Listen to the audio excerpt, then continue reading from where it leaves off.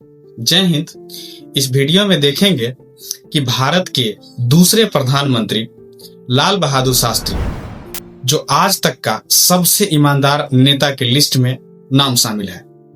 उन्होंने 1904 ईस्वी में उत्तर प्रदेश के मुगल सराय में जन्म हुआ और 1966 ईस्वी में उनका देहांत हो जाता है। कईयों का कहना है कि किसी ने जहर खिला दिया, तो रिपोर्ट के हिसाब से माना जाता है कि इनको हार्ट अटैक से मृत्यु हो गया था। ये प्रधानमंत्री एक ऐसा प्रधानमंत्री हमारे देश के लिए था जिन्होंने ईमानदारी, सच्चाई और सादगी का जीवन व्यतीत किया। इन्होंने किसानों के लिए जिया, सेना के लिए जिया और देश की जनता के लिए जिया। उन्होंने अपनी 1 रुपये अपनी संपत्ति बनाने में सरकार का 1 रुपया खर्चा नहीं किया, बल्कि अपनी कार का किस्त मर जाने के बाद भी उसकी पत्नी ललिता देवी ने स्वयं अपनी पेंशन से भरा। क्या एक ऐसे ईमानदार प्रधानमंत्री को आपने देखा है जो साइकिल से यात्रा करते अपने ऑफिस जाते हैं? क्या एक ऐसे प्रधानमंत्री के बारे में आप लोग जानते हैं जो स्वयं गरीबों के बीच रहकर, किसानों के बीच रहकर अच्छे धोती तक नहीं पहनते हैं? क्या एक ऐसे प्रधानमंत्री को आप जानते हैं जो ट्रेन से बिना टिकट यात्रा करने पर फाइन खुद अपने जेब से भरता है? तो वहीं थे लाल बहादुर शास्त्री, जिन्होंने 1964 ईस्वी में जब भारत के प्रधानमंत्री बने तो उन्होंने 65 और 66 सिर्फ 2 साल ही इसका जीवन काल चल सका।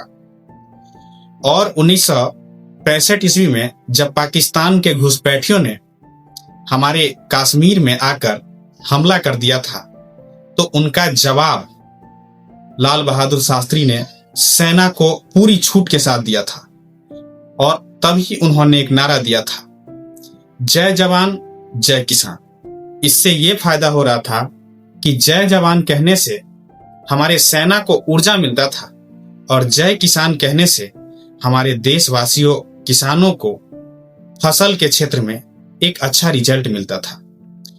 और जब देश आर्थिक संकट से जूझ रहे थे 1965 ईस्वी में, तब उन्होंने किसानों को आर्थिक स्थिति की सुधारने के लिए फसल क्रांति के क्षेत्र में एक योजना प्लान किया। इसके बाद श्वेत क्रांति भी तैयार किया और आगे इन्होंने अमूल कंपनी को बढ़ावा दिया। इसके बाद जब जंग छिड़ी हुई थी 1965 ईस्वी में पाकिस्तान के साथ, तो उसका नाम दिया था ऑपरेशन जिब्राल्टर। उसके तहत सेना को पूरी छूट मिला था।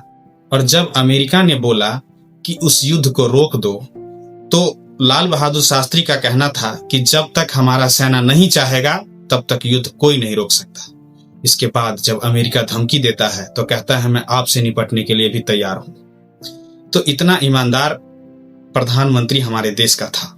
पता नहीं सौभाग्य से हमारे देश को ऐसा प्रधानमंत्री मिले या न मिले, लेकिन लाल बहादुर शास्त्री के अंदर दृढ़ नेतृत्व करने की क्षमता थी। ईमानदारी और सादगी का सबसे बड़ा मिसाल था। डिसिप्लिन, अनुशासन और कर्तव्यनिष्ठ व्यक्ति थे। तो जय हिंद।